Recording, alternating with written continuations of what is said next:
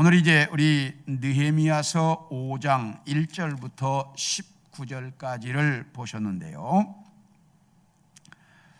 우리가 지난번에 에스라서를 통해서는 BC 537년에 약 5만 명이 돌아와서 성전 건축을 했던 제1차 포로기환과 그리고 에스라를 중심으로 해서 약 5천여 명이 BC 458년에 돌아와서 영적 부흥운동을 주도했던 2차 포로기환에 대한 내용들을 보았습니다. 지금 우리가 보고 있는 이 느헤미야서는 제3차 포로기환에 대한 내용인데 2차 포로기환 때 예루살렘으로 이제 그 에스라를 중심으로 해서 사람들이 돌아갔고 느헤미야는 아마 그 당시에는 돌아올 수 없는 상황이었던 것 같습니다. 그래서 이제 이 파사 페르시아라고 하는 나라에서 술 맡은 관원장으로 있었는데 그때 2차 포로교환 때 고국으로 돌아갔던 자기의 동생이 돌아와서 고국의 소식을 들려줬습니다. 그 고국의 소식은 예루살렘 성벽은 다 무너지고 성문은 다 불타 없어졌고 그리고 백성들은 정말 위험에 처해 있다라고 하는 소식을 듣고 기도하던 이 느헤미야는 이제 페르시아의 아닥사스다 임금의 도움을 받고 허락을 받아서 예루살렘으로 돌아오게 되는데 이때가 BC 444년 소수의 인원이 돌아오게 되었습니다. 이것을 제3차 포로기환이라고 말합니다. 이렇게 3차 포로기환 때 돌아온 느헤미야는 돌아오기 전부터 이미 기도하면서 자기가 예루살렘으로 돌아가서 예루살렘 성벽을 다시 쌓아야 되겠다라고 하는 계획을 가지고 돌아왔기 때문에 돌아오자마자 바로 이어서 예루살렘 성벽의 현황 파악을 합니다. 그래서 예루살렘 성벽이 얼마나 무너졌고 어디서 어디까지 어떻게 무너졌는지 하나하나 자세히 다 살핀 다음에 계획을 세우고 이제 이스라엘 백성들을 모아놓고 성벽 건축 계획을 공포합니다. 그러자 느헤미야의 말을 들은 이스라엘 백성들이 우리 해보자, 성벽을 쌓자 이렇게 해서 시작을 했더니 산발랏과 도비아와 게셈이라고 하는 사람이 중심이 되어서 이 성벽 공사에 대한 이제 반대를 시작합니다. 맨 먼저는 이제 그들이 반대해서 첫 번째 한 일은 이제 이 헛소문을 내는 일이었습니다. 이 헛소문을 내는데 얼마나 내느냐? 첫 번째 그들이 낸 것은 이 사람들은 절대로 이 성벽을 쌓을 수 없다. 이 인원 가지고 그 엄청난 공사를 해낼 수 없다. 라고 하는 것이 첫 번째 이유였고 두 번째 이유는 무엇이냐면 이 사람들이 이 인원 가지고 성벽을 쌓는다 해도 그 성벽은 여우가 올라가도 무너질 거다. 그런 공사를 할 수밖에 없다라는 소문을 내서 사람들이 성벽 공사에 참여를 못하도록 유도했습니다. 그러나 느헤미야는 그들의 그 반대 소문과 헛소문에 전혀 관여치 않고 공사를 진행했습니다. 이 예루살렘 성벽은 맨 먼저가 북쪽, 서쪽, 그 다음에 남동쪽과 그리고 동쪽 이렇게 네 군데 구간으로 나뉘어서 시작을 해서 총 42개의 구간 그리고 10개의 문과 4개의 망대를 이제 다시 세우는 일이었습니다. 이런 엄청난 일을 그 소수의 인원이 한다는 것이 불가능하다라고 이 사람들이 계속 이야기를 했던 겁니다. 그러나 느헤미야는 그들의 그 어떤 비방에도 전혀 관여치 않고 그들의 그 어떤 이제 그 조롱에도 전혀 문제 삼지 않고 공사를 진행해서 공사가 2분의 1쯤 진행이 되었습니다. 그러자 이번에는 이 사람들이 이제 어떻게 이제 이 공사를 반대하냐면, 우리가 군대를 이끌고 아무도 모르는 사이에 쳐들어가서 공사하는 사람들을 죽이겠다, 이런 소문을 쫙 냈습니다. 이렇게 소문이 쫙 나자 공사하던 유다인들 중에 많은 사람들이 야, 이러다 우리 개죽음 당하는 거 아니야? 이러면서 그들이 흔들리기 시작했습니다. 그래서 또 일부는 야, 공사하다 너희 죽어, 그러니까 빨리 공사 그만두고 와, 이렇게 돌아오라고 요구하는 사람들도 나타났습니다. 그래서 공사가 위기에 빠지자 느헤미야는 공사하던 모든 사람들을 불러놓고 이야기하기를, 여러분, 저 헛소문을 내고 위협하고 협박하는 저 사람들보다 하나님을 더 두려워하십시오. 저 사람들보다 하나님이 더 두려운 존재이고, 하나님이 도우시면 저 사람들의 저런 협박은 아무 의미 없습니다. 하나님을 두려워하십시오. 그리고 이 공사는 누구를 위한 공사입니까? 여러분의 가족을 위한 공사입니다. 그러니까 우리 가족의 안전을 위해서 이 공사를 진행합시다. 이렇게 공사하던 사람들을 다시 한번 마음을 못 오게 하고 공사를 계속 진행을 했습니다. 이렇게 해서 공사가 진행이 되자 느헤미야는 이제 공사하는 사람들을 무장을 시켰습니다. 그래서 모두가 다 칼을 차고, 그리고 창을 한 손에는 들고 한 손으로 공사하면서, 공사할 때 언제나 무기를 옆에 놓고 소리만 들리면, 나팔 소리만 들리면 무기를 들고 나팔 부는 곳으로 가도록 전부가 해서 이렇게 이제 무기를 들고 그리고 공사를 하는 이런 이제 일들을 진행해서 느헤미야는 공사가 전혀 중단되지 않도록, 그리고 그런 협박과 위협 속에도 공사가 중단되지 않도록 해서 공사를 계속 진행했다 하는 것까지가 4장까지의 내용이었습니다. 오늘 이제 5장의 내용은 두 가지의 내용인데, 먼저 1절부터 13절까지는 흉년의 문제, 이건 또 꼭 흉년의 문제라고 하기보다는 이제 그 백성들 내부의 문제이고, 그 다음 14절부터 14절까지는 느헤미야의 헌신에 대한 내용이 이 오늘 5장의 전체 내용입니다. 먼저 1절부터 13절까지 이제 이스라엘 백성들 내부의 문제를 보면, 이렇게 공사가 진행이 되고 있는 기간 중에 백성들 중에 서민들이 부자들에 대한 원망이 극에 달했습니다. 그 원망이 뭐냐면, 이 흉년이 들어서 먹고 살 수가 없어서 우리의 밭과 포도원과 집을 저당 잡히고 먹고 살았는데, 그걸 저당 잡히고 먹고 살았는데 그 이자가 너무나 세서 이자를 갚을 수가 없어서 이제 집도 밭도 포도원도 다 빼앗기게 생겼다. 그래서 이제 우리 거지처럼 얻어먹고 살아야 할 형편이 되었다 라고 하는 것이 첫 번째 문제였습니다. 그러니까 첫 번째 문제는 뭐냐면 먹고 사는 문제입니다. 두 번째는 뭐냐면 과중한 세금을 내야 하는데, 이 세금을 감당할 수가 없다. 우리가 이렇게 흉년이 들어서 먹을 것은 없고 어려운데, 먹고 살기도 어려운데 세금을 낼 수가 없다.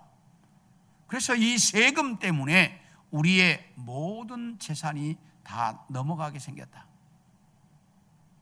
그래서 이 세금 때문에 못 살겠다. 그래서 먹고 살고 또 세금 이 문제 때문에 어쩔 수 없이 이제 이미 집, 논, 밭 다 넘어갔으니 더 이상 할 게 없어서 이번에는 우리 자녀들을 종으로 팔아야 될 상황이 됐다. 그래서 자녀들을 종으로 팔아야 할 이런 형편에 처했는데 이 상황 속에 또 공사를 해야 하니 우리 도저히 살 수가 없다. 이게 이제 이 내용입니다. 그래서 먹고 사는 문제, 세금의 문제, 그래서 자녀들을 종으로 팔아야 되는, 그것도 어려워서 할 수 없는데 성벽 공사를 해야 된다고 하는 이런 이 상황 속에 도대체 우리가 견뎌낼 수가 없다라고 하는 문제였습니다. 이 문제에 부딪히자 느헤미야가 이 소리를 전부 듣고 나서 이제 고민에 빠졌습니다. 그리고 분노했습니다. 그러면 느헤미야의 분노는 왜 일어났고 느헤미야가 이것 때문에 왜 고민을 하게 되었을까? 이제 이 문제인데요. 이 느헤미야가 이것 때문에 분노하면서 많이 생각을 했다. 여기 깊이 생각했다 이렇게 말을 해요. 느헤미야가. 그래서 이 문제에 부딪히자 느헤미야가 분노하면서 깊이 생각을 했는데 분노한 이유가 뭐냐? 이건 우리가 한번 좀 찾아보셔야 되는데 출애굽기 22장 25절에 보면 뭐라고 이야기했느냐면 여기 한번 읽어볼까요? 시작. 네가 만일 너와 함께한 내 백성 중에서 가난한 자에게 돈을 구워주면 너는 그에게 채권자같이 하지 말며 이자를 받지 말 것이며. 하나님께서 이스라엘 백성들에게 모세를 통해서 율법을 주실 때 이렇게 주셨어요. 네가 가난한 내 백성에게 돈을 빌려줄 때 돈 빌려주고 채권자처럼 큰 소리치고 그렇게 내가 갑질하지 말고 그리고 이자를 받지 마라. 이렇게 하나님께서 분명히 이자를 받지 말라고 이스라엘 백성들에게 가르쳤는데 그 부자들이 높은 이자를 받았다 이 말이에요. 이것 때문에 느헤미야가 분노한 겁니다. 하나님께서 분명히 이자를 받지 말라고 했는데 높은 이자를 받았다? 이것 때문에 느헤미야가 분노했습니다. 그리고 성경에는 분명히 뭐라고 이야기하냐면 지게표를 움직이지 마라. 한번 따라합시다. 지게표를 움직이지 마라. 이 지게표라고 하는 것이 뭐냐면 여호수아 때 이스라엘 백성들은 각 가문마다 땅을 분배받았습니다. 예를 들면 우리 박순영 목사는 성남시 하대원동 어디서 어디까지가 박순영 목사 집안의 땅입니다. 그러니까 그 자손들은 언제나 그 땅이 자기 자손의 땅이에요. 딱 이렇게 분배가 되어 있습니다. 이걸 지게표라고 말합니다. 그 지게표는 언제까지 내 자손 대대로 움직일 수 없어요. 딱 못 움직이도록 못을 박아놨습니다. 그러면서 희년이라고 하는 제도를 만들었습니다.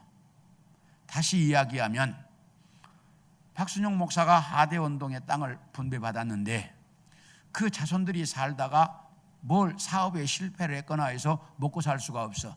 그러니까 이것을 저 이기선 목사 자녀들에게 이제 넘겼어. 그럼 넘길 때 어떻게 넘기냐? 희년이 5년 남았으면 싸게 넘겨야 돼.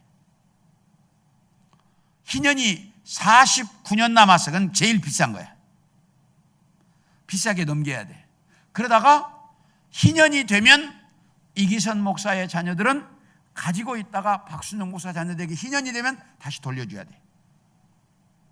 이게 이스라엘 백성들에게 하나님이 주신 제도입니다. 왜? 지계표를 못 옮기도록 한 거예요. 그러니까 희년 제도가 다 있어서 그 땅을 받았다가 희년이 되면 다 다시 돌려주는 거예요. 이게 이스라엘 백성들에게 하나님이 주신 이제 이 지계표에 대한 이제 말씀입니다. 그러니까 절대로 남의 땅이 영원히 내 땅이 될 수는 없어요. 왜? 그 자손이 받은 땅은 영원토록 그 자손의 땅이야. 못 움직여요. 그래서 지금도 이스라엘은 개인 땅이 없습니다. 이스라엘 나라 전체는 다 국가 땅입니다. 아무도 개인 땅이 없어요. 그래서 100년, 50년 이렇게 다 국가가 빌려줍니다. 그리고 그거 살다가 다시 때가 되면 다시 국가 것을 국가에서 다시 재계약을 해야 되는. 그래서 이 이스라엘은 개인 땅이 없어요. 지금도. 우리도 이렇게 되면 너무 좋겠어요. 이렇게 되면 이제 땅 때문에 문제 삼을 거 없잖아. 이게 이제 토지 공개념이라는 거예요. 그래서 우리나라에서도 토지 공개념을 들여온다 뭐 이렇게 뜨는데 그건 안 돼요. 우리나라는. 왜? 이미 사유화가 됐기 때문에. 그래서 이 지계표를 움직이지 못하도록 하나님이 딱 정해놨는데, 그런데 돈을 빌려주고 이자를 못 갚으니까 땅을 자기 것으로 가져갔다 그 말이야. 지금 여기 이 이스라엘 백성들 사이에. 그러니까 하나님의 율법을 어기고 지계표를 옮긴 것 때문에 느헤미야가 분노한 거예요. 두 가지 이유예요. 느헤미야가 또 하나 있습니다. 하나 더 있습니다. 또 하나는 뭐냐? 절대로 너희 형제는 종을 삼지 마라 이랬거든요. 레위기 25장 30 시작. 그러나 그들의 성읍 주위에 있는 들판은 그들의 영원한 소유주인이 뭐하지 못할지니? 팔지 못할지니. 그러니까 지계표를 못 움직이는 거예요. 영원히 할 수 없어. 그러니까 희년까지만 가지고 있다. 희년이 되면 다시 다 돌려줘야 돼. 그 다음 그 레위기 25장 36절 34절 36절 시작. 너는 그에게 뭐하지 말고? 이자를 받지 말고 내 하나님을 경외하며 내 형제로 너와 함께 생활하게 할 것인즉. 39절이요 시작. 너와 함께 있는 내 형제가 가난하게 되어 내게 몸이 팔리거든 너는 그를 뭘 하지 말고? 종으로 부리지 말고. 하나님이 딱 이스라엘 백성들에게 이야기했어요. 이자 받지 마라. 지계표를 움직이지 마라. 종을 삼지 마라. 그런데 지금 이스라엘 백성들이 이걸 다 뭐 하는 거예요? 어기고 있는 거예요. 이것 때문에 느헤미야가 분노한 거예요. 하나님의 말씀대로 살지 않고 전부가 다 어기고 있어요. 그래서 느헤미야가 나라의 이제 민장들, 다시 말하면 지도자들과 부자들을 전부 불러놓고 이야기하기를 너희 소행이 옳지 않다. 너희가 하나님의 율법을 다 어겼다. 이자 받지 말라는데 높은 이자를 받았고, 지계표를 움직이지 말라고 했는데 남의 재산을 네 것으로 빼앗아 왔고, 그리고 종을 삼지 말라고 했는데 종으로 자녀를 팔았고, 이게 전부가 다 지금 하나님의 율법을 어긴 거다. 너희의 소행이 옳지 않다. 이렇게 느헤미야가 정확하게 지적을 했습니다. 이걸 보면 지도자는 정말 이 하나님의 말씀을 제대로 알아야 돼요. 느헤미야는 이런 면에 있어서 굉장히 정확했어요, 지도자가. 그래서 너희가 이렇게 하나님의 말씀을 어겼다, 정확하게 지적을 했어요. 그래서 너희 소행이 옳지 않다 그러면서 이야기해. 그러니 지금부터 이자를 받지 마라. 정확히 이제 거기에 대한 문제점을 해결하는 거예요. 이자 받지 마라. 두 번째, 너희 형제의 재산을 뺏어봤던 건 다 돌려줘라. 왜? 하나님이 지게표를 움직이지 못하게 했으니까 그 지게표를 움직일 수 없다. 빼앗아왔던 건 전부 돌려줘라. 이렇게 느헤미야가 정확하게 지적을 했어요. 그러니까 이스라엘 백성들, 그 민장들과 부자들이면서 예, 그렇게 하겠습니다. 돌려주고 이자 안 받겠습니다. 맹세해라. 제사장들을 불러놓고 제사장 앞에서 맹세해라. 딱 맹세했어요. 느헤미야가 딱 일어나더니 옷을 확 털어버리면서, 옷에 먼지를 털어버리면서, 만에 하나 너희 중에 한 사람이라도 이걸 어긴다면 하나님께서 너희의 재산을 이렇게 털어버리실 것이다. 여기에 동의하느냐? 그러니까 아멘 다 했어요. 그래서 백성들에게서 구워주고 이자 받지 않도록, 두 번째, 뺏어왔던 모든 재산들을 다 돌려주도록, 집과 밭과 돈, 이건 절대로 지게표는 움직일 수 없는 거니까 다 돌려주도록. 그래서 백성들에게 일어났던 이 흉년의 문제, 내부적인 문제를 느헤미야가 해결하고 있습니다. 오늘 이걸 보면서 우리는 많은 걸 생각하게 됩니다. 오늘날은 어떻게든지 땅을 더 사야 되고 집을 더 사야 되잖아. 그래서 내가 이제 갑부가 돼야 될 거 아니겠어요? 이게 이제 오늘날 우리 자본주의 사회, 우리나라의 현실입니다. 그러니까 우리나라는 정상적으로 사고 파는 건 문제 안 되는 겁니다. 여기 지금 이스라엘 나라의 형편입니다, 이건. 그러니까 우리가 사고 파는 건 정상적인 것. 그런데 정상적이지 못하게 자꾸 하는 것, 이것들은 투기를 하고 투자를 막 이런 것은 정상적이지 않아요. 그러나 정상적으로 내가 살 집을 사고 우리 아들이 살 집을 사주고 이러는 것들에 대해서는 문제될 게 없어요. 우리나라의 형편은 이스라엘과 달라요. 그렇기 때문에 이런 것들은 우리나라의 형편에 맞게 하는 게 문제가 없어요. 그런데 이자 문제는, 우리가 이 문제를 이스라엘 백성들은 하나님께서 이자를 받지 못하도록 딱 정했어요. 그렇기 때문에 가능한 한 우리는 이자를 안 받는 것이 좋고, 안 받을 수가 없다면 가장 싸게, 그래서 은행 이자 순을 넘지 않는 이런 게 우리 성도들 사이에 돈 거래해야 한다. 저는 우리 성도들 사이에 가능하면 돈 거래를 하지 않기를 바라요. 그래서 웬만하면 우리 성도들 사이에 저는 늘 이렇게 주장을 해요. 내가 이 돈 빌려줬다가 저 성도가 특별한 일이 생겨서 그 돈 못 갚는다 하더라도 내가 저 성도를 미워하지 않을 정도의 돈만 빌려줘라. 저는 그렇게 얘기합니다. 왜? 돈이 사람을 속이는 것이지 사람이 사람을 속이지 않을 때도 있어요. 내가 갖고 싶은데 갖고 싶을 수 없는 상황에 처할 때도 있다 이 말이에요. 마음으로는 갖고 싶어. 근데 갚을 수가 없어 도저히. 그럴 때도 있다 이 말이에요. 그럴 때 못 갚아도 내가 그 사람을 미워하지 않을 정도의 돈만 빌려줄 수 있어라. 그렇게 저는 이야기를 합니다.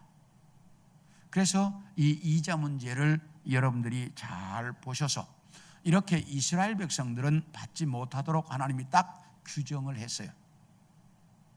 그러나 우리는 이제 이 이자 문제에 있어서 그 이스라엘처럼 토지 공개념을 가지고 사는 나라가 아니기 때문에, 우리는 자본주의 국가이기 때문에 이런 것들은 사고 팔고 이자를 하지만, 그러나 그 이자가 성도들에게 부담이 되도록 해서는 안 된다. 그래서 은행 이자 수준 이하로만 하는 것이 좋다. 그래서 그것이 남들에게 부담이 되지 않도록. 이건 굉장히 중요한 얘기예요. 그래서 우리가 이 느헤미야가 이스라엘 백성들 사이에 일어났던 문제를 해결하는 모습을 볼 수가 있고요.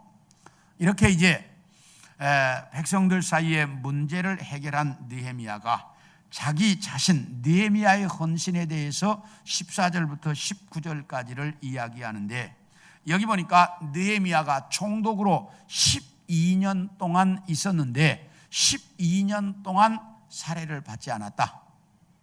다시 말하면 총독의 봉급을 받지 않았다. 그전 총독들은 은 40세겔, 그 다음에 생활의 모든 것들을 받았고 그의 신하들도 백성들로부터 많이 착취를 했는데, 느헤미야의 신하들은 아무도 착취 못하게 하고 성벽 공사에 동참을 시켰고, 그리고 느헤미야도 이걸 받지 않았다. 이렇게 이야기합니다. 그런데 더 재밌는 것은 느헤미야의 집에 매일 몇 명이 식사를 했냐? 약 200명 가까이가 식사를 한 것 같아요. 여기 유대 사람 150명, 그 다음에 많은 이방인들이 함께 먹어서 매일 뭘 한 마리씩? 소 한 마리 잡고, 그 다음에 뭐라고? 양을 6마리 잡고 수많은 닭을 잡았다 그래요. 매일 소 한 마리 잡고 양 6마리 잡으려면 돈이 상당히 들었을 거예요. 그렇죠? 네. 소 한 마리 잡고 양 6마리 잡으려면 그 돈 어디서 나겠어요? 그리고 그것만 먹는 거 아니잖아. 또 밥도 먹어야 되고 반찬도 있어야 될 거 아니겠어요? 그러면 느헤미야의 집에 매일 그랬으니까, 이게 한 52일이니까 한 2달 가까이 이랬거든요, 공사하는 기간이. 그러니까 이 기간 동안 이렇게 많은 사람을 먹일 만한 재산이 그래도 느헤미야에게 뭐 했다는 얘기야? 있었다는 얘기죠. 왜? 느헤미야가 페르시아에 이제 장관으로 있었을 때 그가 벌었던 것, 또 그 많은 걸 가지고 와서 어려운 백성들을 뭐 했다는 거예요? 섬겼다는 이야기죠. 그래서 그 백성들의 한 200명 가까운 사람들이 매일 느헤미야의 집에서 먹었어요. 먹고 살았어요. 그러면서 이 공사를 했어요. 그러면서도 느헤미야는 총독의 녹을 받지 않았다. 이걸 보면 아마 느헤미야가 상당히 많은 재산이 있었던 것 같아요. 페르시아 그 거대한 나라의 장관쯤 했으니까 많은 재산이 있었으리라고 생각을 합니다. 그래서 그걸 가지고 백성들을 이렇게 섬겼다. 그래서 느헤미야가 얼마나 헌신적이었는가, 이 공사를 위해서, 그렇게 우리가 알 수 있습니다. 그래서 느헤미야가 이렇게 자기는 나를 헌신하며 내 재산 들여서 지금 공사하고 있는데, 당신들은 지금 이렇게 백성들로부터 이자 받아서 착취하고 지금 이렇게 자기 재산 늘려서 되겠느냐? 이런 의미로 지금 이 말을 하고 있는 겁니다. 이 말을 하고 있는 이유는, 이렇게 느헤미야는 백성들을 위해서 섬기며 헌신하고 있는데, 그런 기회를 이용해서 이렇게 백성들로부터 착취하는 그런 부자들에게 느헤미야가 이야기하면서 그렇게 하지 못하도록 막고 있는 모습입니다. 이 모습을 보면서 정말로 이렇게 헌신적으로 이 공사를 진행하는 느헤미야와 그리고 이런 기회를 이용해서 부자가 되려고 했던 부자들에 대한 내용을 느헤미야는 전부 다 보면서 그들이 잘못 가고 있는 것들을 막았고, 그리고 자기가 헌신하면서 그들을 다 이제 이렇게 지도했기 때문에 아마 이 이스라엘 백성들이 다 따라왔던 것 같아요. 그래서 백성들이 그렇게 모두가 다 느헤미야의 말에 순종하고, 그래서 돌려보내고 이자를 받지 않고 이러면서 아마 이제 그 이스라엘 백성들이 흉년의 때 그 성벽 공사하는 어려운 시간 동안 잘 모든 것을 견뎌낼 수 있었다고 하는 것을 우리가 알 수 있습니다. 이 모습을 보면서 정말 우리도 언제나 나를 헌신할 줄 아는 우리가 되어질 수 있기를 원하고, 그리고 맨 마지막 절에 이제 5장 마지막 절에 뭐라고 느헤미야가 기도하냐면, 내 하나님이여 내가 이 백성을 위하여 행한 모든 일을 기억하사 내게 은혜를 베푸시옵소서. 다시 이야기하면 하나님, 이렇게 백성들에게서 이자도 받지 마라, 돌려줘라 이러면서 잘못하면 이게 크게 지금 문제될 수 있잖아요. 그러니까 이 모든 일을 진행하는 데 있어서 누가 도와달라고요? 하나님께서 은혜를 베풀어서 이 모든 일들이 잘 진행되게 해달라고 하나님께 기도하고 있는 느헤미야의 모습을 보면서 우리도 언제나 이러한 모든 일을 진행할 때는 인간인 우리가 하지만 그 일이 옳은 일일 때 그 일을 진행해도 그것이 문제가 되지 않도록 만들어주시는 것은 누구의 일? 하나님의 일이라는 거예요. 이걸 우리가 잘 기억할 수 있기를 원합니다. 그래서 느헤미야처럼 언제나 하나님께 기도하고 하나님의 은혜를 사모하는 그런 우리 성도들 모두가 되어질 수 있기를 축원합니다. 네.